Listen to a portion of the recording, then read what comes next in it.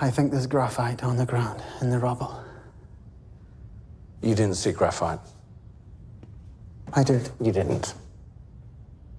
You didn't! Because it's not there!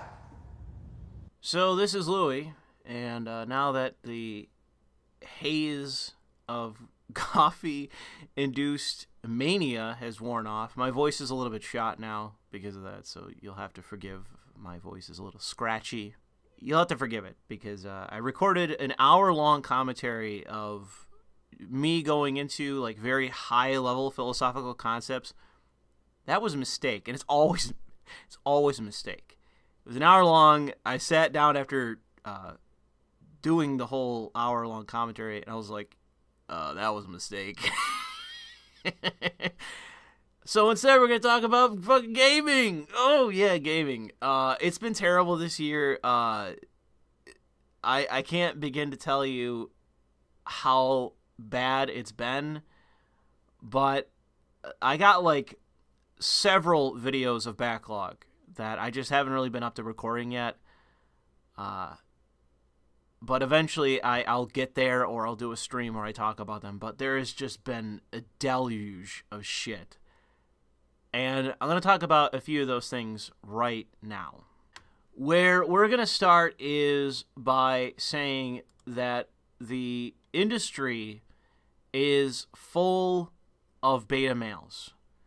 I've said this in the past, and I think that people view this as me, and when I say it in a real aggressive fashion, it's not hard to see this as me saying, I'm insulting them and so on, but what it is me explaining what's happening. The reason why this is going on, why gaming is basically committing suicide in the name of diversity, is because, and so forth, leftist politics. What it requires is an industry of beta males.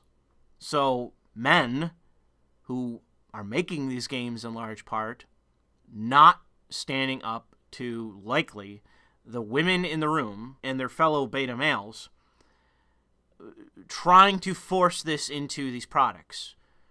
They are unwilling to stand up and say no. They're not willing to do that. They're willing to just say, well, I'm here to collect a check, so whatever they want, we're just going to do. And it's destroying the industry. Coronavirus, no coronavirus. This is destroying the industry. And for those of us that like video games, I disapprove. I would rather not have the industry collapse in on itself in the name of fucking leftist politics. I do care. I don't want it to collapse. I don't want it to die. I don't want this to continue on. I want this to stop now, because the sooner it stops, the sooner we can go back to making games. And I recorded a review of Kane & Lynch 2 a while back. I never released it. It's still on my desktop. I recorded a review where I talk about how this is a very flawed game, but that there's no games made like this anymore. Like, this is a politically incorrect game. And even though you can complain about it being a bad game for a variety of reasons, it's unique in that it's not politically correct. And that isn't made anymore. Every game made is now politically correct. Every fucking one. I mean, talk about indies. Like, Greedfall from Spiders, which people suck the dick of, even though, like, under 3% of people finish the game, which tells you a lot about the people praising it. They never got to the part where the whole story and the narrative and everything, the pacing collapses. People praise the game, but it's a politically correct game. And it's made by a foreign dev team. Indie. It's just like AAA, indie, AA. They're all politically correct. And even the brightest names out there that I continue to talk about, such as CD Projekt Red. Oh my god. Oh my god. It's getting so bad. Look how they massacred my boy. And that is its own video. I can't even describe to you the details coming out from CD Projekt Red that are so frightening. It's like, oh my god, this fucking game is going to like, they are changing this game still, and it's just like, oh my god, what are they gonna do? What are they gonna do? What are you doing? What are you doing? It's... The reason why I talk about it and mention it is because I care, and it's like, I don't want you to destroy this game. What are you doing? Why? This could have been the next hit game. This could have been the game to dethrone GTA 5. And I don't think it will. I really don't think it will. I think, if you want my honest answer, if things continue in the way that they're going, Cyberpunk 2077 will release, and it'll be a big fucking flash in the pan. And it'll probably sell as well as, like, Red Dead Redemption 2. But if it is a politically correct, shit-rushed game, just shovelware product that Ubisoft could have made, maybe a little bit more edgy than that, a little bit better made than Ubisoft would make, but just overall the same kind of just, okay, just throw in whatever mechanics to get this out the door, and it's politically correct as possible, it's just going to be forgotten a few months later. Like Red Dead was. Red Dead 2 came out, big flash in the pan. And I don't hate the game, as I said many times before, flash in the pan. Because a few months later, no one was talking about it anymore. No one. That's how you know a game isn't going to last. That it really wasn't a great game. When it blows up for a couple of months and then gone. You never hear from it again. Like, it had the same kind of longevity as fucking Mass Effect Andromeda. Like, when that's the situation you're in, it doesn't mean your game's necessarily bad, but it's probably just mediocre. It's probably not even a good game. And with Red Dead 2, a good game? Ooh, I don't know. As much criticism as people have about GTA 5, it was a good game. But Red Dead 2? Ooh. Can you say that now when how many months later no one's discussing it, there's no news about it, there's no nothing about it, it's just, it's sold and then that was it. Big flash in the pan, the guy that ran the entire show leaves the studio and it's over, it's done. Who knows what they're doing now? Who knows? Are they just going to continue milking the cow of GTA 5 or GTA Online, I mean? Are they just continue to milk the cow and that's it since 2013? What are they going to do now? Where we're going with CD Projekt Red, this was the Mass Effect opportunity yet again.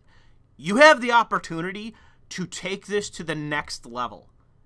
You have the opportunity to go from making like a fantasy game to a shooter, to an open world shooter, to an RPG, like a mainstream sort of content, like a mainstream game that is going to bring in a lot more people because this is far, far more mainstream of a title.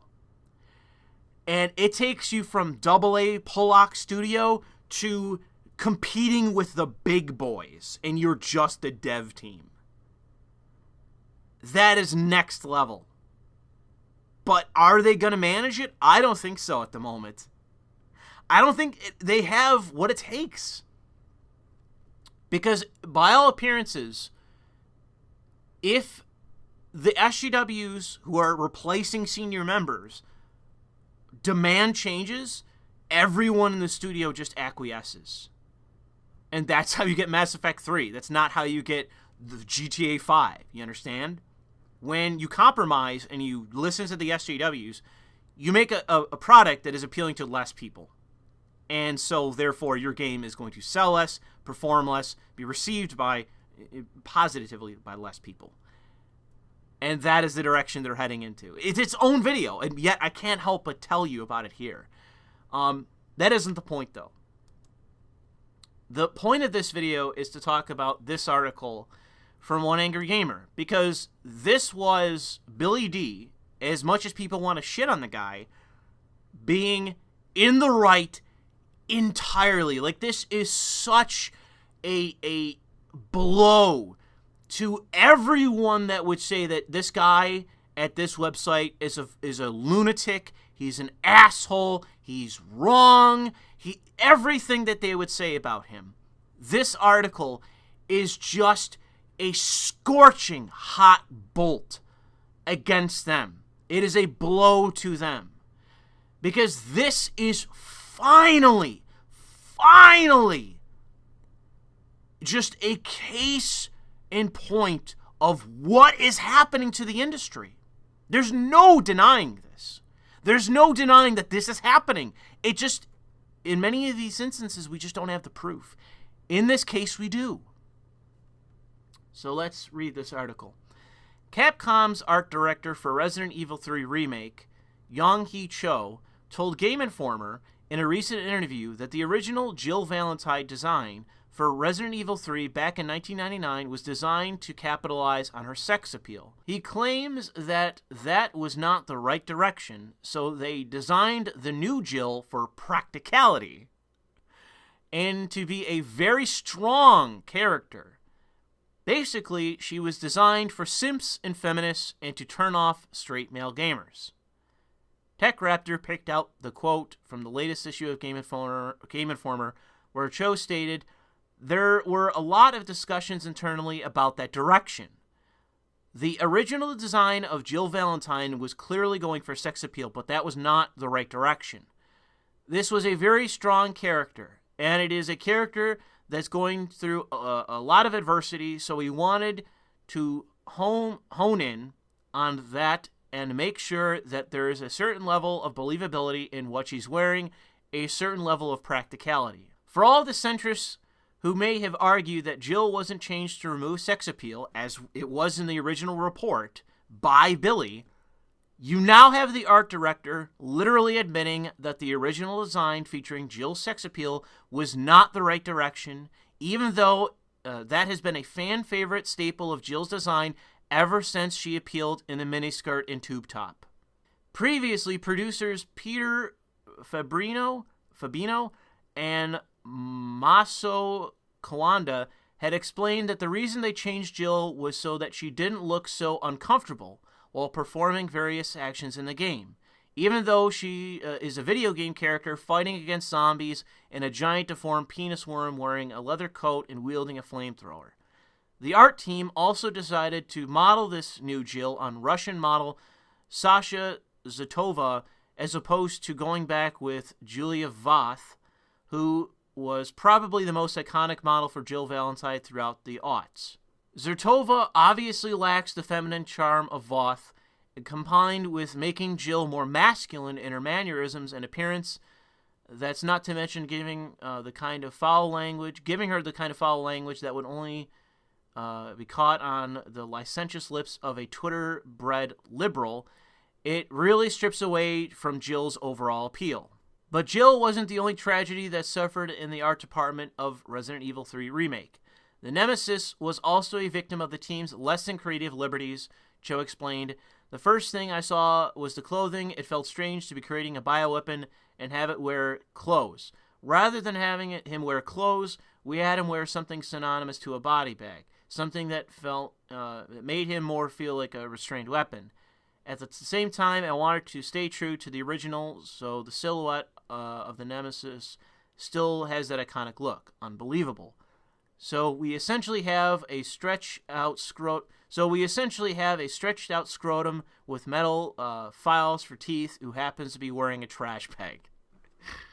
The point of this is to say what happened in this scenario internally within this developer, this team. Some group or somebody within the studio demanded these changes, whether it was through implied threat or just stood up and said, make these fucking changes or else.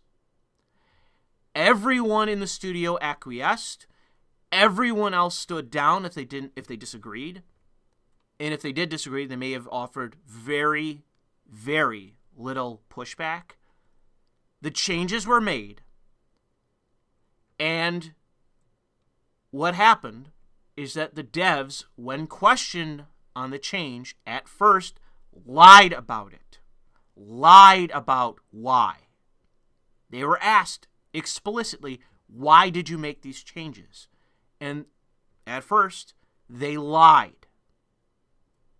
But the art director, when questioned on the record through a journo at Game Informer, just flat out said what it was. It was ideological in nature, and that's it. There is no other reason. It wasn't that we found this model or whatever. No other excuses, no other practicality, blah, blah. It was ideological from beginning to end. It was demanded, it was implemented. The fact is, I'm not a fan of Resident Evil. I played the last remake, not really impressed. Frustrating gameplay, really hated the scarcity, really hated the fact that in certain instances, like, it forces you to fight zombies. You can't duck and weave and dodge and push them off of you. You have to do a million fucking things, use a million different things. It's a whole other deal, but I'm not a fan of this series. But the fact is that I'm never going to even bother playing your game. I'm not going to buy your game. I'm not going to bother with it. I'm never giving it a chance. Because I'm not giving your game a chance when you make your characters uglier for the sake of appeasing my political enemies. Pretty sure I just got a voicemail on my work phone. And even though there will be a certain amount of people that will still buy this game, no matter what, they don't care. Same with Persona 5 Royal. I think your returns are going to be diminishing. Because once you acquiesce, you never stop. You just continue. And you acquiesce to more and more and more. And when you do, the people demanding these things, they will demand even more. Because they know you're always going to acquiesce. You're always going to give in. So they're going to get more and more. You're going to get less and less. Because you're going to be making a worse product. And it's not going to sell. And you're not going to make profit. And then your studio is going to be in a bad position. And collectively, as all the studios do this, all the studios start doing worse. This hobby, this industry, this community or hobby group starts to then suffer overall as a direct result. Forget about the virus. If this industry was not on the cusp of a recession overall, we wouldn't be canceling E3. We wouldn't be pulling out of this and that. You wouldn't have GameStop closing. You wouldn't have all of these things happening at once. If this industry was healthy, you wouldn't have closures. You wouldn't have people reporting negative returns that were, you have Ubisoft going like, oh my God, we got to restructure the whole fucking company. Ah! 2 games aren't doing well. Holy shit, we got to restructure fucking everything. Ah! Don't pull out. Keep investing. Oh, Jesus. You wouldn't have panic at major companies if these games were selling, if the products you were making were worth buying. One of the compounding problems you have is that you continue to acquiesce to ideologues that you hire into your own companies. And even the base Polacks and the base Japs of the world, again, these are game devs. These are beta males that work at these studios. It seems to be a correlation. There seems to be something scientific here. That if you work at one of these studios, you are a beta male. Someone says something, and everyone just... It's like the fucking scene from Chernobyl. That's you. That's all of you, because this is happening everywhere at once. This is happening on the international stage at all these studios. Big, mid-level, small. It's happening everywhere. You're all acquiescing. You're all doing this. And you're all suffering as a direct result. If this was a healthy industry, we wouldn't be canceling E3. We wouldn't be, cutting costs and laying off people and restructuring studios and, oh God, we need to sell something. Oh God, everything's failing at once. We wouldn't be having all of this internal strife if this was a healthy industry. If this wasn't an industry about to hit a recession. Because even though everyone's at home, where's the news? Like, oh, we're selling out. Oh, look at all this, look at all this big news. We're selling all these games. Like, everyone's stuck at home. Where's the news about how these games are going gangbuster? Oh, we're turning a profit and blah, blah. I don't see any of that. E3 is going to be coming back later this year, and everyone's going back in because we're making a shitload of money now. Not happening. The fact is that people are not buying these games. You can say it's because of, my monetization, my lazy mechanics, but a compounding factor. One of the, in my view, serious factors for why everything's going down the drain is because you have beta male developers listening to ideologues, implementing everything they want, making poor games as a result, and no one fucking buys them. And if they do, they buy them once, and then for whatever reason, they don't come back. They can say whatever they want to. Say, oh, fuck you, Louis, you're just as bad as them, blah, blah, blah, blah, blah. At the end of the day, the majority of people are not coming back.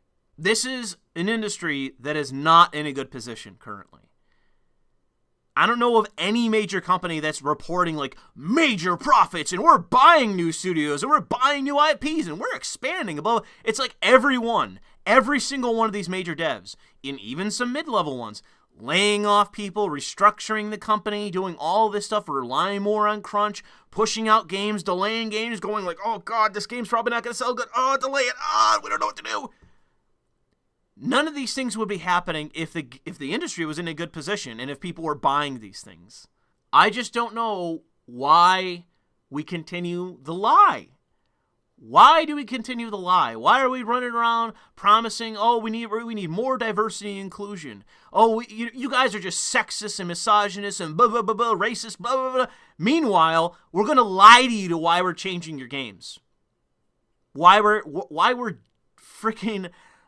we are desecrating existing properties. We're just going to lie to you about that. We're going to come out and say, well, you don't really understand, you fucking misogynist. We did it for this reason. Meanwhile, you have the guy in charge just come out later and say, no, we did it for ideological reasons. Okay. I guess we're just going to keep kicking that can. We're just going to keep lying. We're going to keep pretending that this is not an industry in decline. And the thing is like, you either care or you don't.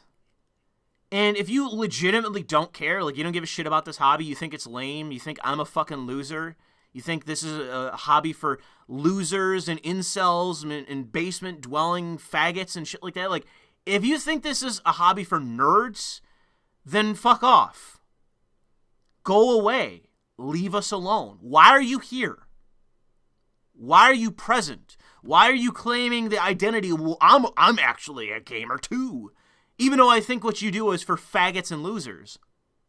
Why are you here then? If everything needs to change, then why are you here? Because I think things need to go back to the way they were. That's what I think. I go back, I play Kane and Lynch 2, I go, what happened? People say that this was a bad game in 2010. There's a decent amount about this game that's better than what we have today. And it was a bad game then. What happened? You happened. These people happened. This ideological influence happened. This is the source. Say what you will, monetization, game design, whatever. No. No. It's this. It's this. It's these people. It's this influence. That is what is killing gaming. And what is required is for us to expel them. Call them out for what they are. They're not gamers. They don't care. They're not here to play these games. They're here to change everything, take over our hobby, take over this industry, run it into the ground rather than give it up. And unless we push them out and speak up against them, then they're just going to continue on destroying everything. They're taking a multi-billion-dollar industry and they are crashing it into the ground in the name of their ideology. And I think that's wrong. That's why I speak out about it. If you don't care, if you think I'm a loner, a faggot living in his basement, so on and so forth, why are you here? Why are you bothering if you don't care?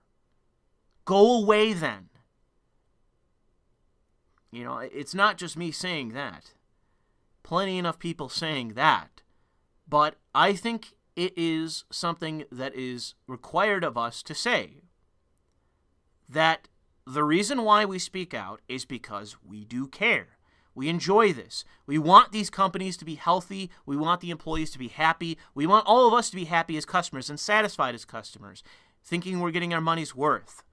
But the thing is that I'm willing to forgive monetization and whatever, even some bad game design, if you make games that are authentic and worth playing.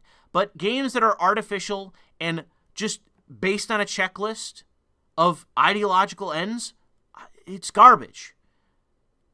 Have good monetization practices, have bad monetization practices. I don't care. Because if your game is just a propaganda piece, it's not worth playing altogether. Forget everything else. Focus on the source of why so much of this is gone awry. And why this industry, just on a general basis, is collapsing in on itself. You wouldn't have companies cutting costs to such a ridiculous degree where they're like, okay, E3 marketing, fuck it, we can't afford it, cut. Layoffs. They wouldn't be doing all this if they were in a healthy position.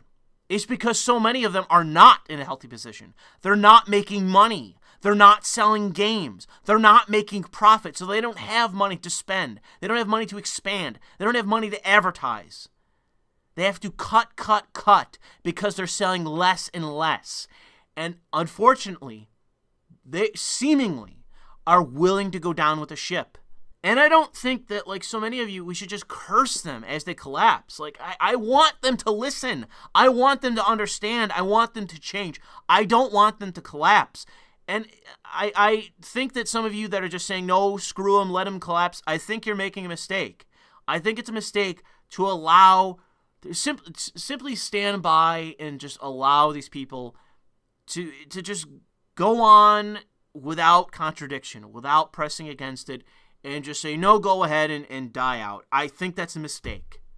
I think it's a mistake to say nothing as this goes on. I think it's at least worth the effort to say as much, that this is a mistake, that you're making bad choices, you're making poor choices, you're making bad hires, you're doing things for the wrong reasons. You need to cater to your customers and not ideologues and interest groups and people you're hiring to persuade you to make these bad choices.